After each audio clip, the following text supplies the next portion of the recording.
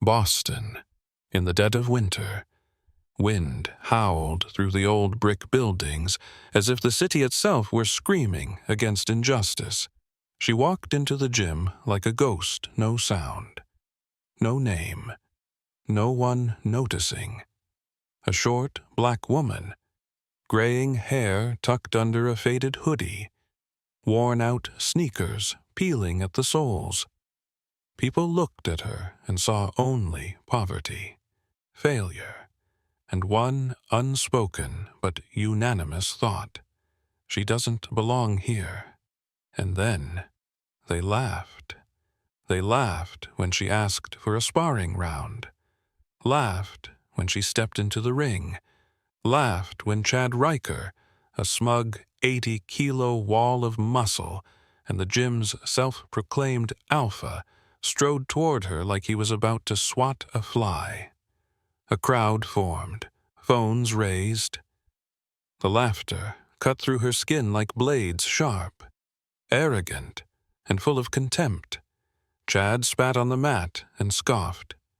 "Lady, I don't hit women, especially not grandma housewives playing Rocky dress-up." She didn't say a word, just adjusted her gloves and rolled her wrists. On one wrist, a faint, faded tattoo, just a star and two small initials. Hardly anyone noticed. And those who did had no idea that Tiny Mark once meant more than any Marine Corps medal ever could. The bell rang. First 30 seconds. Chad showed off. Quick jabs, clean stance, textbook posture. She didn't throw a single punch. She just moved like water flowing around stone. The laughter outside the ring began to dim. Some people lowered their phones. Chad got annoyed. He came in hard, swinging wild, looking to end it fast. And then thud. No one saw the punch. No cheers. No slow-mo. Just a wet, heavy sound, like a brick slamming into raw meat. Chad Riker crumpled on the spot, folding like a pillow caved in by a sledgehammer. Eyes rolled back, mouth open, silent. The crowd froze. One person's phone slipped from their hand. She stood still, breathing steady, shoulders relaxed. The gym lights catching a long scar trailing from her neck to her collarbone. An old trainer, who usually just cleaned up after hours, suddenly stood up, eyes wide. That wasn't a normal punch. That's Clarice Dunham. Silence hit like a blackout. Someone whispered, "Clarice who?" Another answered, voice cracking as if afraid of the truth. Former boxing coach for Delta Force. Took down 2 SEAL officers during a training session, barehanded. And just like that, every laugh died in their throats. Clarice Dunham showed up at 5 p.m. on a bitter Friday evening, just as Boston sank into shadow and the wind carved through alleys like a blade. Steel brick gym sat wedged between a tattoo parlor and a Harley repair shop in a forgotten industrial block. The sign flickered. The fluorescent lights buzzed. Inside, the sound of fists hitting pads echoed like war drums. She pushed open the heavy steel door and stepped in, and almost instantly, heads turned. Not because she was beautiful. She wasn't. Not by the standards the young guys in the gym were used to. No tiny waist. No porcelain skin.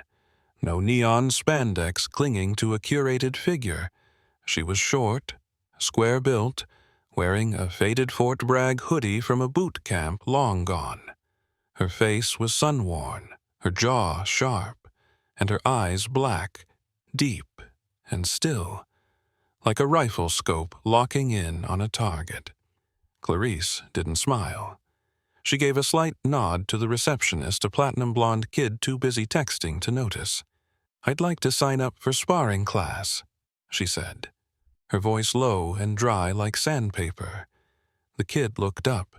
scanned her from head to toe, then scoffed. Sparring?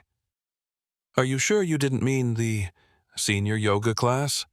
Laughter bounced from the back of the gym, a group of young muscleheads lifting weights and cursing like dominance was the only language they spoke. Clarice didn't respond. She unzipped her duffel bag and placed a pair of worn leather gloves on the desk. The leather was cracked, the stitching frayed, but they were solid as her stance, unapologetic, unmovable. The receptionist glanced over at the trainer nearby. Yo, Chad, got someone for the sparring slot. A hulking man about 6'3", tank top clinging to his chest like a second skin strolled over. He was the gym's poster boy, Chad Riker, a.k.a. Rhino, semi-pro MMA, known for dropping opponents in under 20 seconds. Chad gave Clarice a quick once-over, raised an eyebrow, grinned. You want to go around with the punching dummy or me? Clarice stared straight into his eyes, unflinching. You. Another burst of laughter. A blonde girl started an Instagram story, tossed on a filter, and shouted, "Let's go! Granny's bone's gonna snap before the timer hits 1. Clarice said nothing. She walked past the punching bags and weights toward the far corner of the gym, where an old wooden ring sat. Rope fraying, floor worn down by hundreds of blood-stained fights. She climbed into the ring without help. Chad followed, wrapping his hands as he checked his phone. He muttered to the coach, "I'll go easy. Don't want to catch a lawsuit for putting Grandma in the ER." "Don't go easy," Clarice said. Still calm, still cold. "What?" Chad laughed. "I'm not here to be pitied." Around the gym, people stopped training. A crowd gathered like onlookers at a car crash. Someone went live on their phone. Another called out, "Get over here." Some lady from a nursing home's about to throw down with Chad. Clarice warmed up. Simple movements, slow, deliberate. But those who were paying attention, really paying attention, could see at every wrist roll, every foot plant, was calculated. There was something about her, not amateur, not even close. Chad bounced in place, throwing a few shadow punches toward the crowd. He roared, "Y'all ready for the senior smackdown?" She didn't answer. She simply inhaled once and stepped into her corner. The bell rang. The match began. The bell had barely stopped ringing when Chad Riker lunged forward like the ring was his stage. And every punch he threw was meant to break not just bone, but spirit.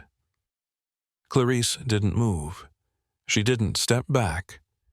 She simply tilted her head, slid her lead foot back half a step, and locked eyes with him calm as water before the storm. Chad didn't care. He didn't need to size her up. He'd already won. The moment he saw her walk into the gym, a middle-aged black woman in a worn-out hoodie. This wasn't a fight to him. It was a performance, one to dominate, humiliate, and live-stream. "Let's go. Grandma," he growled, firing a probing jab. "Wanna box? I'll put you in early retirement." Clarice slipped the jab effortlessly light as wind brushing over grass. No counter, no twitch, just a tilt precise to the inch, timed to the angle of his shoulder. The crowd around the ring kept laughing. One guy filming yelled, "Hey, Chad, don't let her smudge the gym's logo, bro." Chad followed with a heavier left hook, aimed low like he was testing for a gut shot. But Clarice didn't even need to see it coming. She read him from the way his shoulder dipped, the rhythm of his breath, the arrogance that made him expose his flank before the fight had even begun. 30 seconds in, Chad started sweating. He hadn't landed a single shot. Clarice still hadn't thrown a punch. She just moved. "You playin' cat and mouse?" "Huh," Chad snapped, his breath tightening. Clarice said nothing, and that silence made him snap. He unleashed a flurry, jab, jab, cross, hook, uppercut, each faster, each harder. Clarice glided sideways, dropped her shoulder, bent at the waist, slid back half a step, then stepped in close again, like a dance in the middle of war. Her shoes whispered against the canvas squeak, squeak in perfect rhythm. An old coach watching from the side narrowed his eyes. "That ain't a rookie," he muttered. "No amateur dodges a Chad Riker combo clean unless—" Near the ropes, Lexi, the blonde girl live streaming, lowered her phone slightly, her voice soft but still on mic. "Wait, she's not just dodging. She's reading him." A minute and a half passed. Chad was panting now. His chest heaved. His punches got sloppy not from lack of skill, but from losing control. Anger is the enemy of precision. Clarice knew that. She used to teach it back at Fort Jackson, when she trained Army recruits in boxing. You want to spot the rookie look for the one who throws first. The old saying echoed in her mind like a drumbeat. Chad tried to close in, threw his signature right uppercut, the one meant to end fights. But his arm came up too high. He rotated wide, left his liver wide open. He didn't know it. Clarice did. She stepped diagonally to the left. Her left hand floated up like a balancer.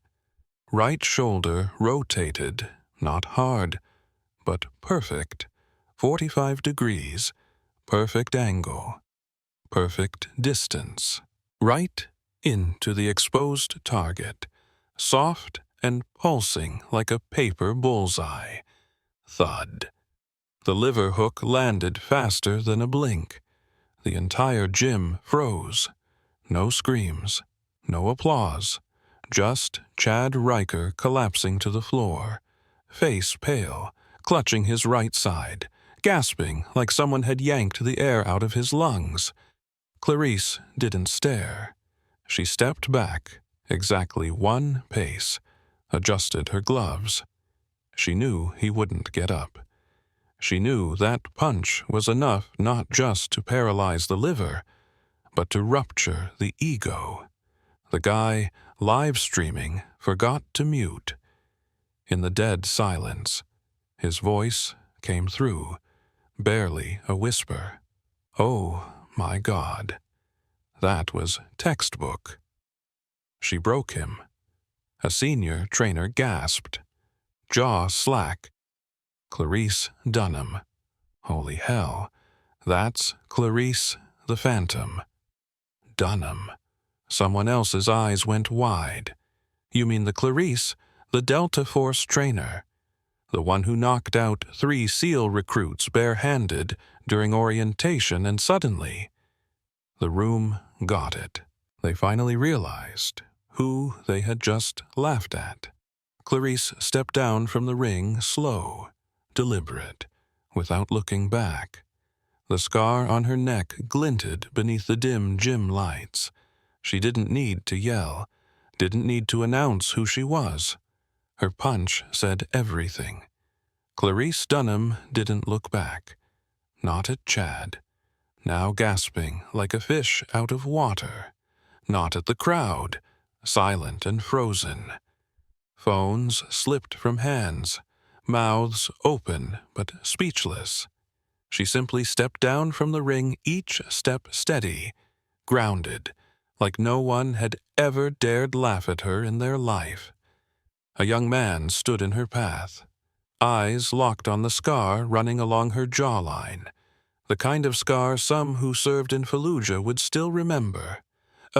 Are you Clarice Dunham?" he asked, voice trembling.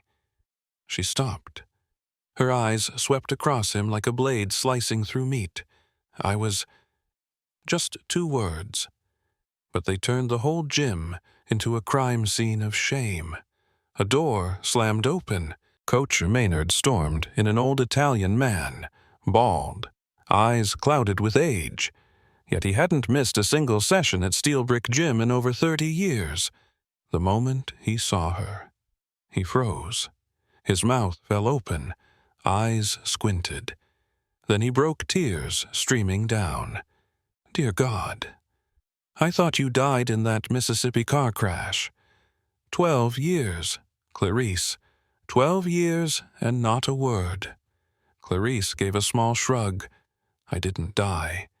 I just lost the reason to get back in the ring." No one laughed. No one dared. Chad Riker was still on the floor, trying to sit up like a wounded animal, but failing. The gym medic knelt beside him, hands on his side, face tight with concern. Liver trauma. Possibly ruptured soft tissue. The medic muttered, "Hospital. Now." An assistant coach barked for the crowd to clear out, but no one moved. Lexi, still holding her phone, looked like she'd seen a ghost. Her voice, barely a whisper. I just called her. A nanny with gloves. Oh, God. From the back, a woman stepped forward, middle-aged, wearing a plain winter coat, grocery tote over her shoulder. She stared at Clarice for a long moment, then burst into tears. "I saw you on TV. The '96 Olympics. That uppercut, the one that dropped the Ukrainian champ. My daughter had your poster on her wall through all of high school." Clarice met her gaze, and for the first time smiled. A small, sorrowful smile. In the corner, a silver-haired man with glasses was speaking fast into a phone. It was Tommy Alvarez, a veteran war reporter turned sports journalist. "Yeah, New York Times. I've got an exclusive. A liver shot just brought a legend back to life." Coach Maynard climbed into the ring. He gripped the ropes, staring at Clarice, his voice low like a priest hearing confession. "You disappeared after the crash. I heard your spine was damaged. Metal braces. Doctors said you'd never fight again. But now you're back and still hitting like your fists came straight out of hell." Clarice replied quietly. "Doctor said I'd never fight again. I believed them, until this morning, when I saw that steel brick poster of Chad Riker, king of the gym." She smirked, but it wasn't a laugh. "And I thought, if he's the king, then boxing must have been dead a long time." Outside, ambulance sirens wailed. Red and white lights flashed against the gym's dirty glass. Chad was wheeled out on a stretcher, pale-faced, clinging to his gloves like a talisman. He glanced at Clarice, not with hatred, but fear. She didn't look back. Coach Maynard stood in the center of the ring and looked around at the crowd. All of you who called her old lady, washed up, bored housewife. His voice tightened. What did you just see? An old woman, or a living, breathing chapter of American boxing history you all forgot existed. No one answered. Then someone clapped, then another, then the whole room, not for Chad losing, but because something, maybe honor, had just been restored in silence. Clarice walked toward the door. A young man jogged after her. "Ms.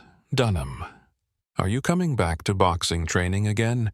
Starting a women's class?" talking to the press.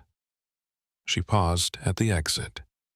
The evening sun slanted through the smudged glass, casting a soft glow around her silhouette. "I'm not coming back," she said. "I never left." And she stepped into the dusk, leaving behind a generation that just learned the real definition of weak. Clarice disappeared from Steel Brick Gym the same way she arrived, without a sign, without a goodbye. The next day, people said she left no phone number, took no photos, didn't accept a single dollar, and turned down every offer of an exclusive interview. All that remained was the echo of a punch and a name whispered like a resurrected myth: Clarice Dunham. Steel Brick was no longer the same. In the coach's meeting room, Coach Maynard slammed his hand on the table and pointed at the promo poster of Chad hanging on the wall. "Take it down. He's not an icon. Icons don't act like kings in castles. An icon is someone who silences a room with truth, not followers." The poster was ripped from the wall. Chad Riker vanished, transferred hospitals, then states. No goodbyes, no social posts. That liver shot didn't just break his body, it crushed his ego in front of hundreds. The younger trainers started digging through old fight archives on a dust-covered hard drive. They found footage from 1997, Clarice knocking out 3 male fighters in a row at the military combat trials. A few Olympic '96 clips surfaced too, ones never aired on ESPN, because Clarice never had a sponsorship deal. A young fighter muttered, "We laughed at a legend because she wore a faded hoodie." The coach beside him replied, bitter-eyed, "No." We laughed because we didn't know what we were looking at. The media caught the scent. Not the scent of blood on the mat, but of story. The Boston Globe published a headline, "The Punch That Broke Amnesia. Clarice Dunham, the Forgotten Legend." The article spread like fire in the night. Then came The Ringer, Vice Sports, Black Girl Boxing, org. Reporters searched for Clarice's last known address in Dorchester. All they found was a vacant apartment, mail piling up under the door. The rumors began. She has PTSD from the war. She went off-grid after boxing betrayed her. She once turned down a $1 million contract to protect a female student from a predatory sponsor. None of it confirmed. Clarice became mythic, part history, part legend, but truth leaves traces. 1 month after the fight, Steel Brick Gym unveiled a new women's training space. They named it the Phantom Room. The walls were black, the lights soft, and at the center hung a single photograph Clarice from that 1996 match. Her eyes lit with the cold defiance of someone who had survived both war and silence. Lexi, the live stream girl, returned to the gym. No filters, no stories. She posted just one line. "I laughed at a queen. I'll spend the rest of my career amplifying others like her." She quit being an influencer, started a new channel, legacy over likes. Her first video, the story of Clarice. Across the city, at a public school for underserved teens, a 14-year-old girl named Daria stood at the front of her class to read her essay, "My Hero is Clarice Dunham." She didn't talk much about the punch. She talked about how Clarice stood in a room full of people who disrespected her and didn't lower her head. The class applauded. Daria returned to her seat.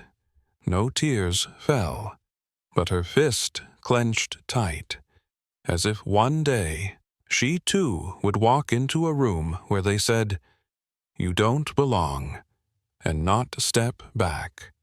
Clarice has not resurfaced, but those who stood in the ring with her know one thing: the right punch doesn't just break bone, it breaks systems. Winter retreated slowly from Boston, like a stubborn fighter refusing to admit defeat. Snow melted off stone steps, exposing old cracks beneath the city's foundation. But inside Steel Brick Gym, the women's boxing class still met every Wednesday evening.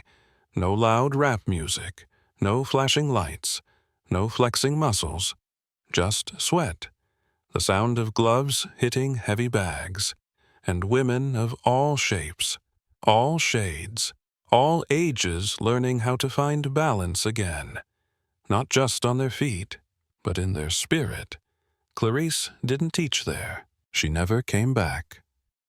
But on the wall of the women's training wing, there's a wooden plaque with a quote, "No one knows exactly when she said it. Strength doesn't need permission." Clarice Dunham.